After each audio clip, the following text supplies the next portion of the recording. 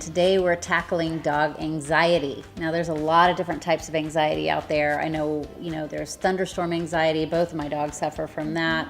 There's just general separation anxiety, and it runs the whole spectrum from mild to severe. And there's other kinds too. So tell us a little bit about dog anxieties and what we can do. Yeah, so there's generalized anxiety, where a dog just might be kind of anxious in general and is usually kind of nervous about new situations, new people, things like that. And can that come from abuse?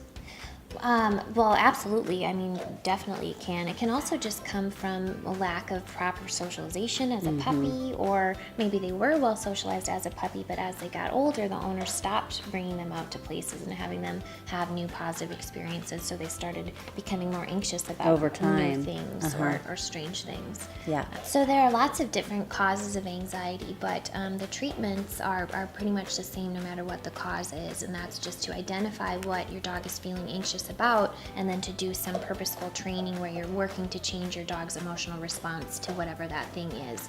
So starting to pair some positive emotional associations with whatever they're afraid of or anxious about.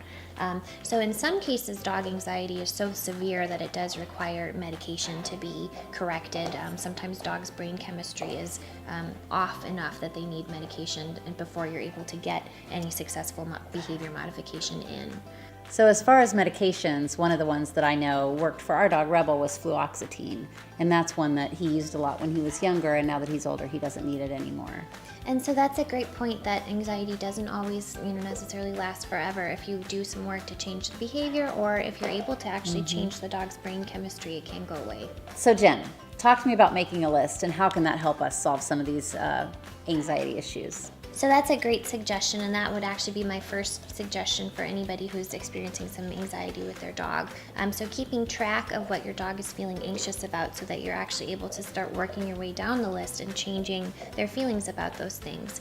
So for an example, if a dog might be anxious about going to a new location, you could start adding some positive emotional associations to that experience by bringing treats along, bringing a favorite toy, something like that, and making that new location a comfortable, fun experience for them instead of something that they're feeling anxious about. Another thing that you can do for dogs to just start making them feel better about things that they're anxious about are some calming additives and things like that you can use. So one that's really good is called Adaptil, or DAP. That's dog appeasing pheromone. So you can get that in a spray or a diffuser, and that is actually a synthetic version of what mom dogs secrete to their puppies, and so it's a really calming smell for dogs. And so you can plug that in next to a crate if maybe they have separation anxiety. You can spritz it onto bedding or a bandana that the dog wears around their neck if they're maybe nervous about going to a new place. That's a great idea. And I know at home we use a lot of CBD oil to help our dogs with anxiety. So that's something that we just started using recently, and it seems to really be helping. And we sell that here at Dog Boys. We do sell that here at Dog Boys.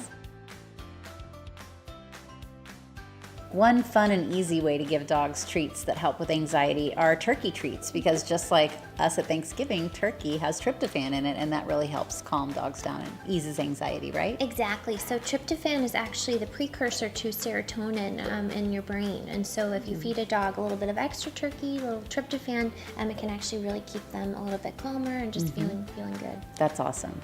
So one thing I know that doesn't work, that some famous dog trainers preach, is forcing a dog to be in a situation where they're afraid. So it's called flooding, where you put a dog in a situation that they're terrified of, thinking that you'll desensitize them to it, which is totally incorrect.